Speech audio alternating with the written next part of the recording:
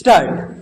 Mr. Deputy Chairman, sir, I must admit that I am not very happy regarding this particular bill, full stop. The Honorable Minister has told the House that whenever the President took the authority under Article 356 of the Constitution and whenever there was the President's proclamation, every time such a bill was brought forward before Parliament and Parliament approved that bill, full stop. It is true, but at the same time, it is also true that this kind of routine which is now being followed from time to time is creating a situation in which Parliament, which is given a very important function under Article 356 of the Constitution, is divesting itself of that function, full stop.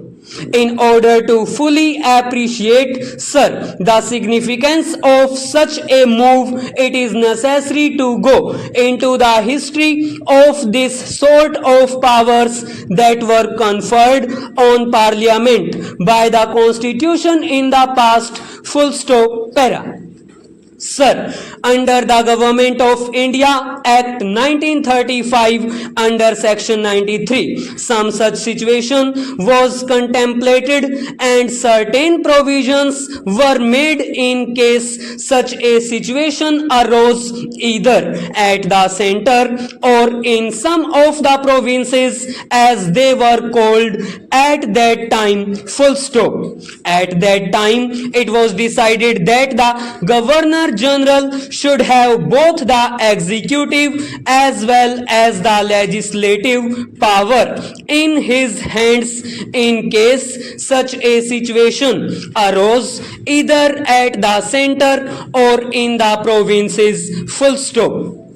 Now the framers of the Constitution have not accepted that particular formula when our Constitution was framed and have definitely made a distinction between the executive power and the legislative power, and they have been stated that as far as executive power is concerned, the President can straightway take these powers into his hands through a proclamation, but as far as legislative powers are concerned, these powers vest in Parliament, full stop. The Constitution provides that Parliament in its turn might delegate these powers to the President or to some authority to be named by him. But obviously, when this distinction between the executive and the legislative power was made in the Constitution, it is reasonable to suppose that only under exceptional circumstances the Parliament was to delegate that power to the President again or to any authority to be named by him, full stop. If it was the intention of the framers of the Constitution that the legislative as well as the executive power should vest in the President himself, full stop,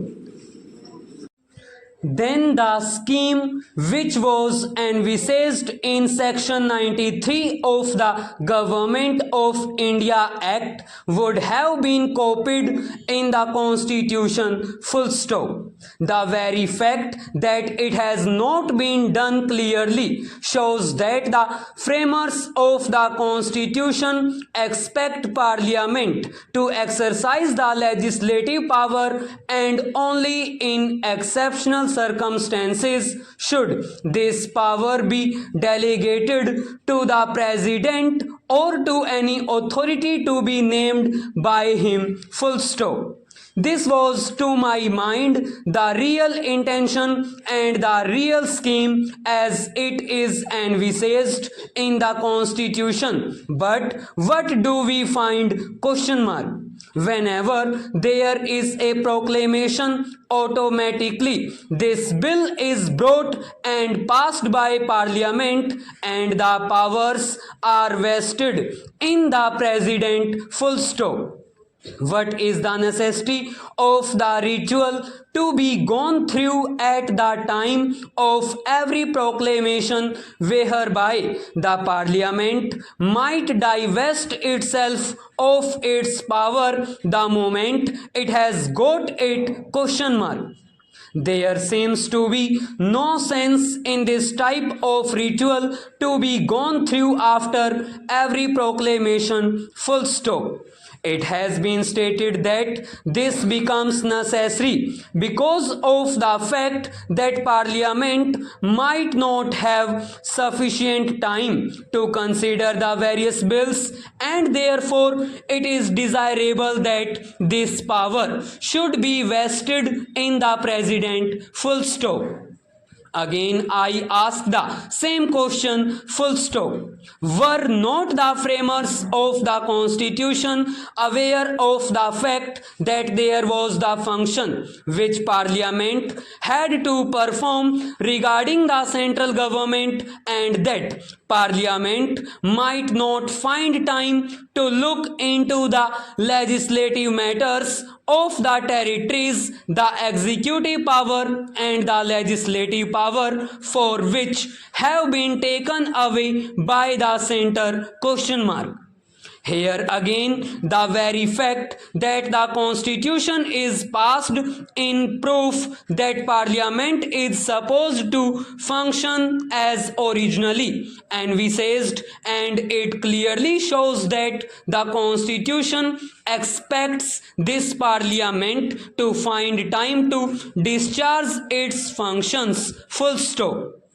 I am not at all satisfied that there would not be sufficient time for this parliament to go into the various problems that are connected with the exercise of the legislative powers which were originally in the legislature and which were originally in the legislature proclamation vested in parliament. Full stop. Para.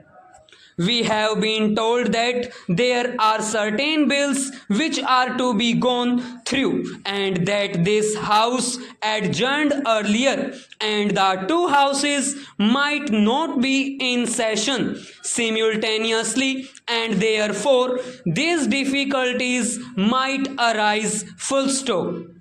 May I ask the Honorable Minister, does not the same argument also apply to the legislative business as far as the centre is concerned? Question mark. The centre has to go through a large number of legislative measures. Full stop. There are all sorts of bills coming up. Full stop.